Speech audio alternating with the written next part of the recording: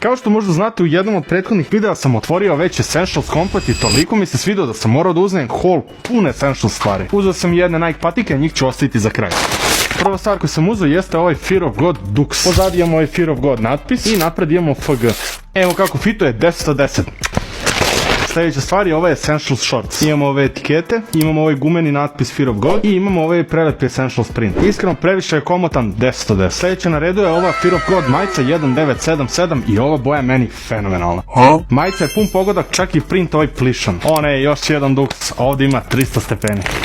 Upravo sam se sjetio da sam uzeo Dux u istoj boji kao što je Shorts da bi mogao da napravim komplet. Evo kako izgleda Dux, iskreno jako je konforan i unutra je jako mekan, tako da će ovo biti odlična stvar kad budem išao na neki aerod. Izgleda da je u ovaj haul zalutali jedna Gallery Depth majica, ali neka je. Evo kako izgleda majica i na prvi pogled jako je komotna. Ako mene pitate, jedna od boljih majica koju sam uzeo u posljednje vreme i ne znam uopšte zašto je nisam ranije uzeo. I umalo da zaboravim da vam pokažem patike. U pitanju su Jordan Catchevi Low od prodavca TMF i ovo je LJR Beach i ako mene pitate, ova patika je dovedena do pozadnji imamo ovaj suede ili ti prevrnutu kožu. Toe box se vraća odmah. Evo kako izgleda John. I apsolutno mislim da mogu da ih kombinujem sa svime što sam kupio u ovom haulu. Ako i vi želite da uzmete nešto od ovih stvari, nalaze se na mom Discordu na linku u opisu profila.